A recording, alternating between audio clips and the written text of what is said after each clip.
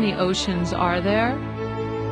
From the perspective of space, planet Earth exhibits one world ocean. Explorers, geographers, and scientists have studied this vast body of salt water, which covers almost 3/4 of the Earth's surface, and have divided it into several oceans.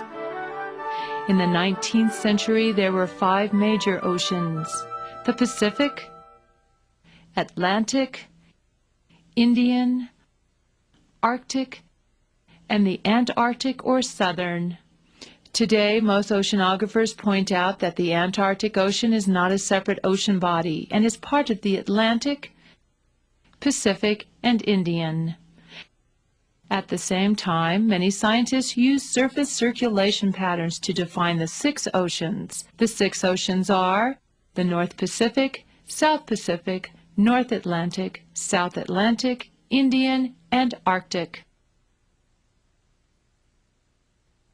Why is the ocean a valuable resource?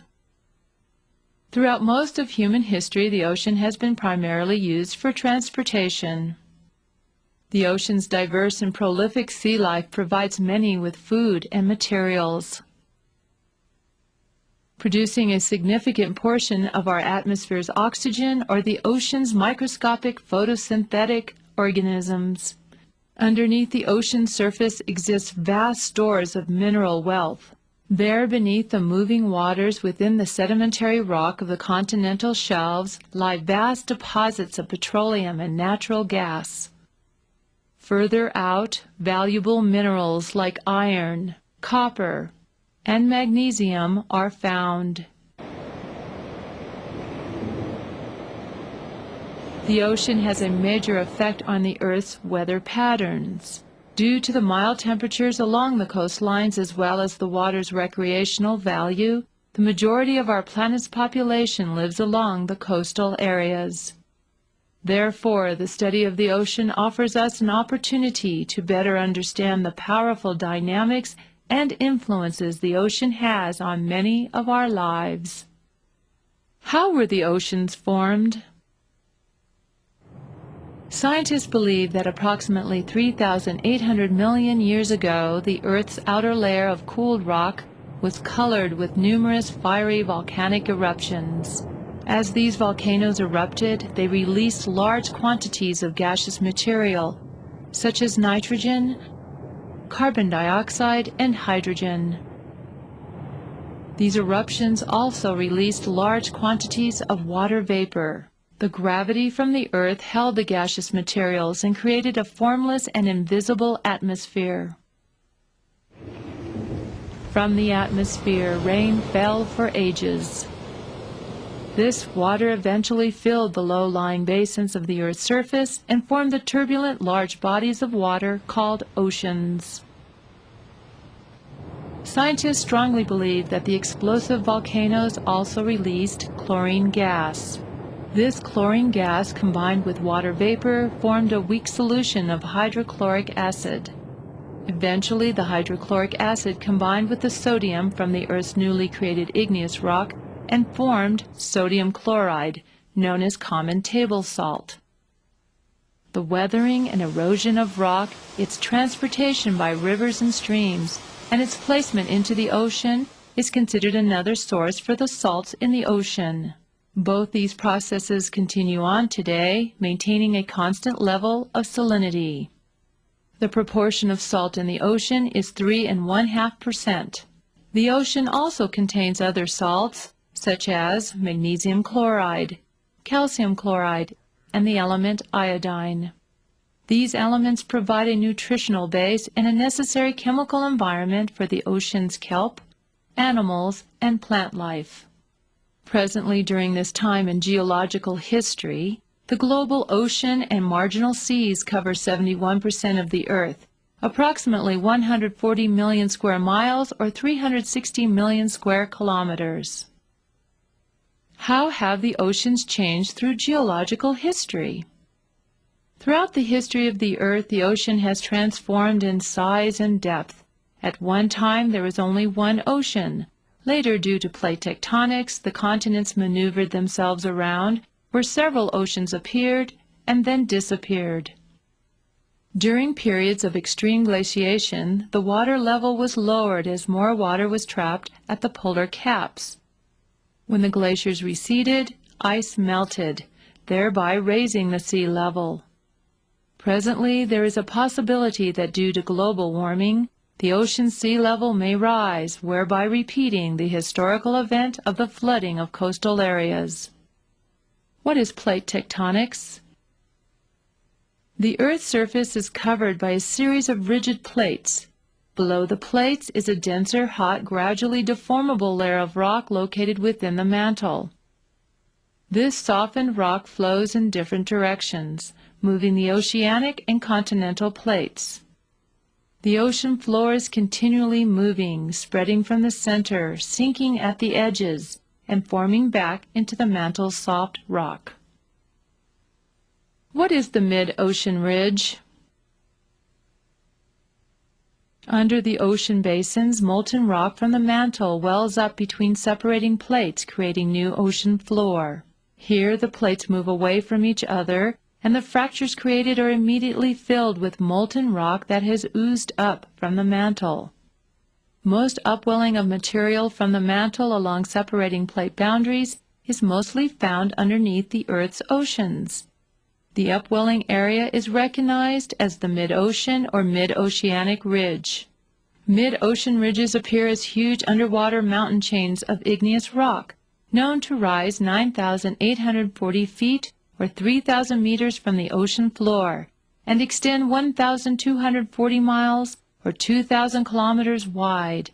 The mapping of the seafloor has also revealed that these huge underwater mountain ranges have a deep rift valley that bisects the length of the ridges and in places are more than 6,560 feet or 2,000 meters deep.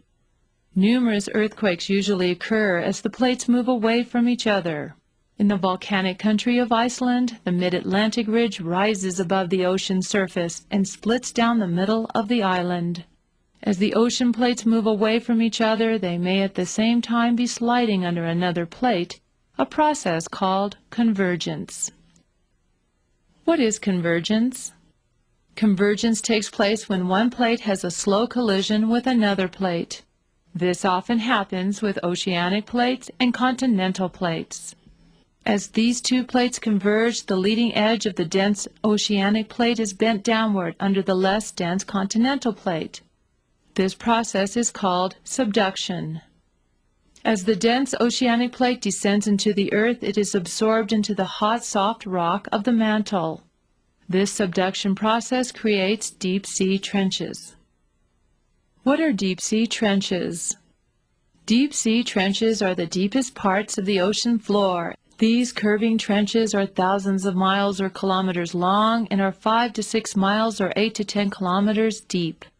Here we are touring the Mariana Trench, recognized as one of the deepest of the deep-sea trenches.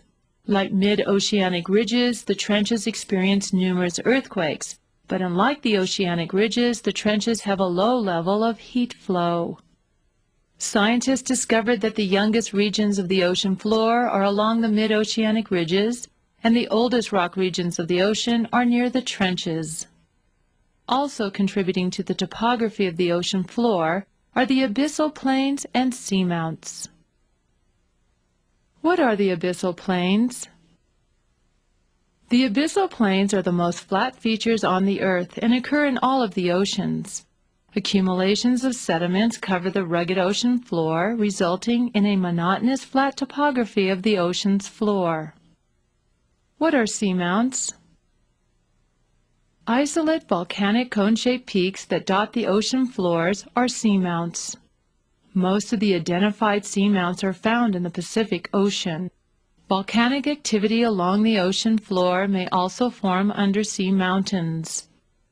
In 1996, scientists ventured 1.8 miles or 3,000 meters above the floor of the Pacific Ocean off Hawaii to view the collapsed lava dome of the Loihi Seamount. Here they witnessed the dramatic evidence of the impact of swarms of seafloor earthquakes that struck the underwater volcano 2 years before. A toppled giant volcanic rock fractured by earthquakes and landslides. and remnants of an underwater avalanche. The research expedition also viewed Loihi's hydrothermal vents spewing a mix of superheated water, dissolved minerals, and massive mats of chemosynthetic bacteria that limited their visibility. In the event when an undersea volcano erupts and grows rapidly, it may stick out above the ocean surface to form an island. The Hawaiian Islands are examples of volcanoes that are formed from hot spots in the Earth's crust that rise to the surface and form islands. What are the continental shelf, continental slope, and the continental rise? Continental plates include not only the land above the water, but also the zones of land under the ocean's surface that extend from the continent to the deep oceanic floor. These zones include the continental shelf, continental slope, and continental rise. The continental shelf is a gently sloping area under the ocean that extends from the shoreline to the continental slope. The continental slope is the land area that drops steeply and is the true edge of the continent. Along continental plates where trenches do not exist, the steep continental slope merges into a more gradual incline, known as the continental rise. The continental rise is the gentle sloping land area at the base of the continental slope, extending outward to the abyssal plains. What creates ocean currents? Strong, steady winds are the primary driving force for creating ocean surface currents. As the wind blows across the ocean's surface, a drag is exerted on the water. The patterns of the ocean's currents are very similar to the circulation patterns of the atmosphere. The shape of the continents, the Coriolis effect, and the relative density and temperature of the water affect the ocean currents as well. Because of the Earth's rotation, currents are deflected to the right in the northern hemisphere and to the left in the southern hemisphere. Cold currents flow toward the equator, usually on the western coast of the continent, while warm currents flow away from the equator toward the poles. The current is just a portion of a huge, slowly moving circular flow that occurs in most of the world's major oceans. Sailors who navigate the seas best understand how these powerful moving currents can move tremendous amounts of water, since voyage time can be reduced if one travels with the current, or voyage time is gained if one travels against it. The most studied current, the Gulf Stream, has been measured to be 150 miles or 240 kilometers wide, 1 mile or 1.6 kilometers deep, and can move over 1 million cubic yards or 1 million cubic meters of water each second.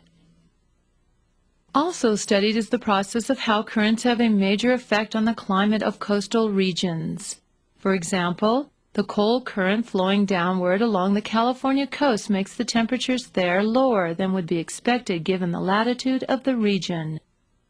As the Gulf Stream that flows northeastward and becomes the North Atlantic Drift, this warm current during the winter may contribute to the warmer temperatures of the northern European coast, Great Britain, and Iceland given their latitude. How are waves formed and how do they shape coastal areas? The constant movement of the rise and fall of waves derive their energy and motion from the wind. Out in the open ocean, the waves are called swells and have a constant wavelength. When the wave approaches the shore, the depth of the water decreases and the wave's trough begins to touch bottom, slowing the wave down. The slightly faster seaward wave catches up to the shore wave, whereby decreasing the wavelength. The energy of the wave goes up, increasing the crest's steep features until it cannot support itself any longer, then collapses or breaks, advancing up the shore. The turbulent water created by breaking waves is called surf, and is a powerful tool for shaping the coastal landscape. Whether along the rugged North American East Coast or the steep cliffs of the West Coast, breaking waves may strike rock cliffs with the force of thousands of pounds per square yard or thousands of kilograms per square meter.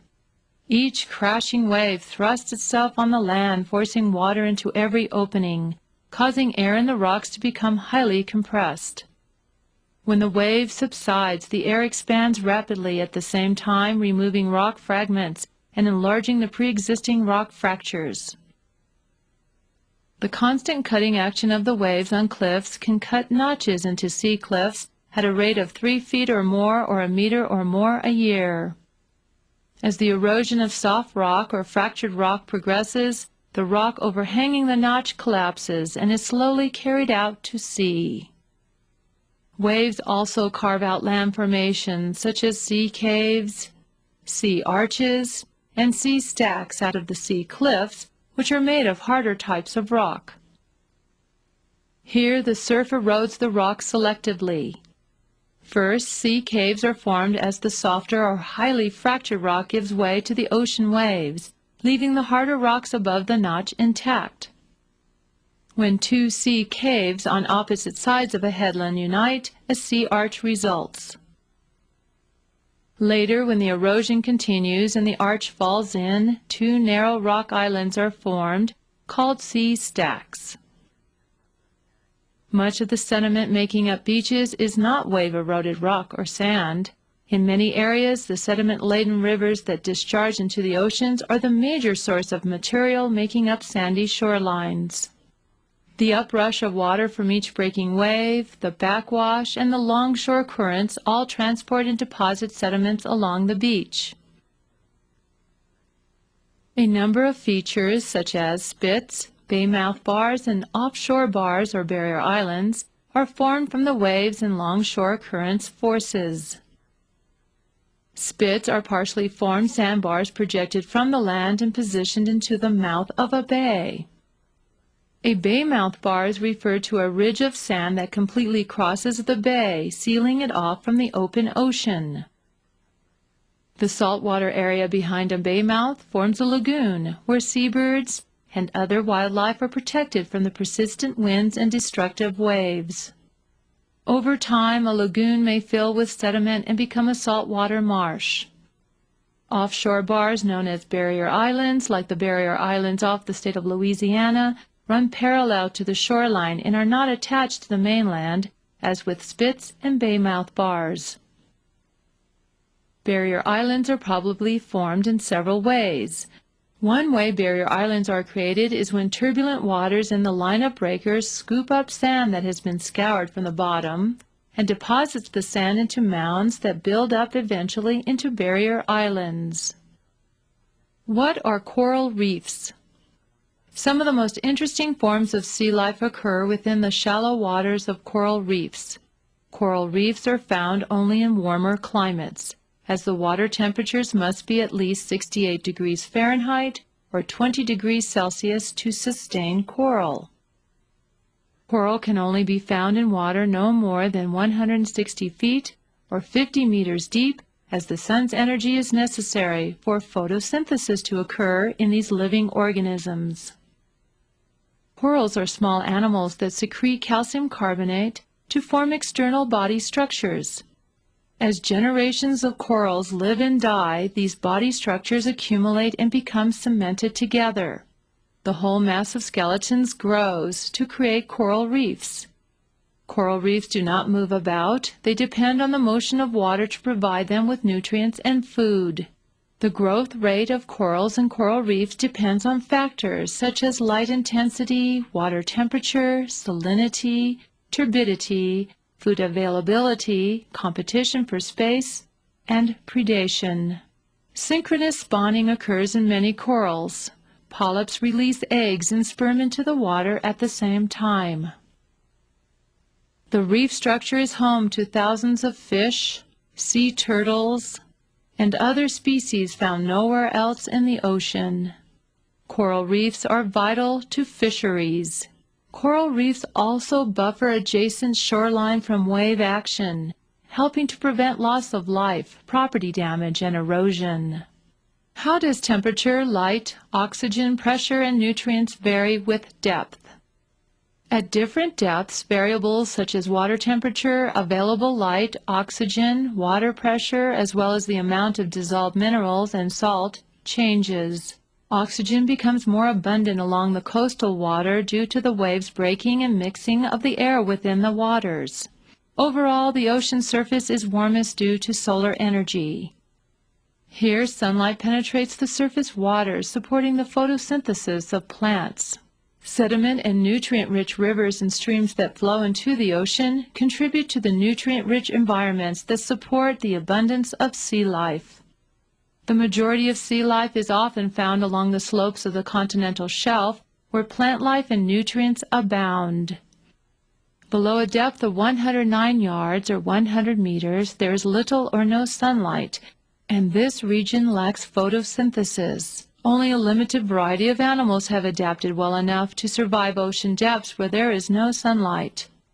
Below 1,090 yards or 1,000 meters, the global ocean realm is near freezing. Within the deepest depths, the temperatures are approximately 36 to 41 degrees Fahrenheit or 2 to 5 degrees Celsius.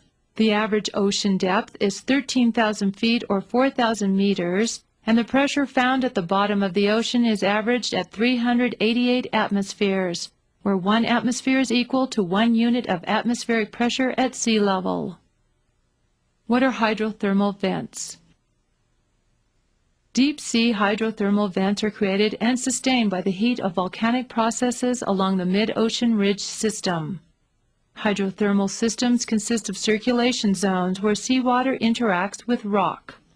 This process occurs when the cold water penetrates deep into the cracks of the Earth's crust. Heat from the rock is transferred to the water along with many different kinds of minerals.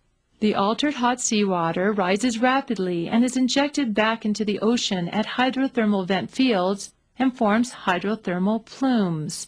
Hydrothermal vents are also identified as smokers. What can the scientific community offer us? As more information is gained about the ocean's many environments, the more questions we tend to ask. More than a quarter of the world's coral reefs are at high risk, and many are dying. Why? The pitch-black eerie realm of the ocean bottom is home to blind white crabs and tube worms. We know these organisms feed off the bacteria that consume the hydrogen sulfide emissions from vents called black smokers. But have these life forms developed other survival strategies? Violent storm waves attack coastal areas by eroding precious beaches and threaten property and livelihoods. What actions should take place to save coastal areas from further destruction? The scientific community offers many helpful insights through research. In the state of Florida, marine biologists study the effects of human development near the coral reefs to learn why the coral there is dying. Special submarines like Alvin, run by Woods Hole Oceanographic Institute in Massachusetts, can go down to 2.5 miles or 4 kilometers below the ocean surface and continue to discover more about the mysterious deep-sea vent environments.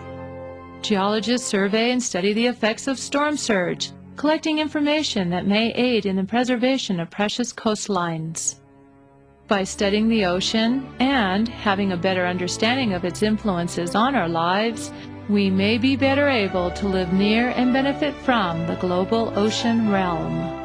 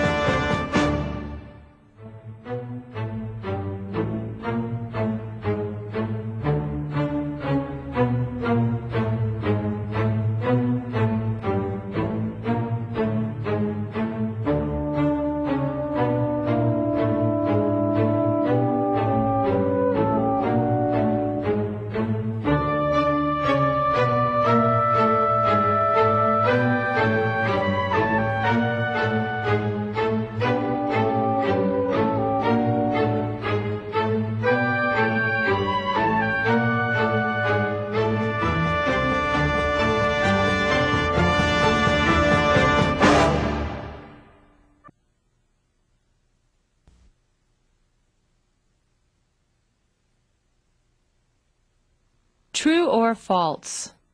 Number 1. There is no new rock under the ocean basins.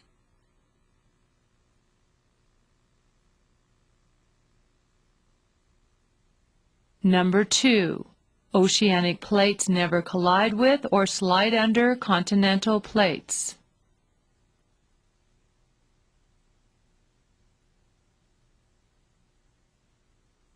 Number 3. Below the tectonic plates is a denser, hot, gradually deformable layer of rock located within the mantle.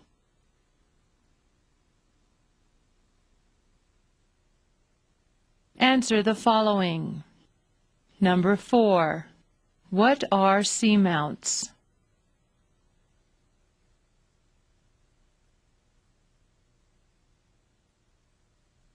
Number 5. Where in the ocean do earthquakes often occur?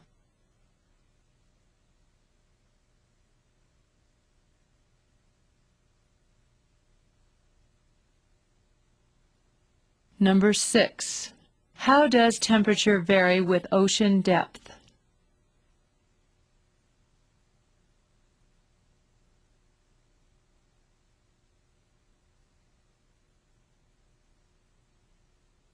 Number 7. How was the Earth's atmosphere formed?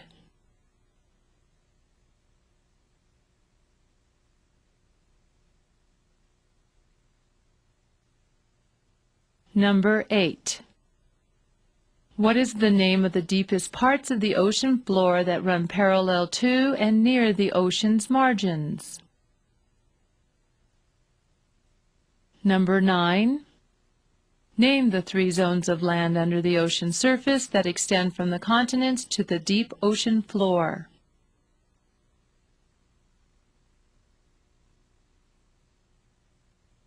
Number 10. What creates ocean surface currents?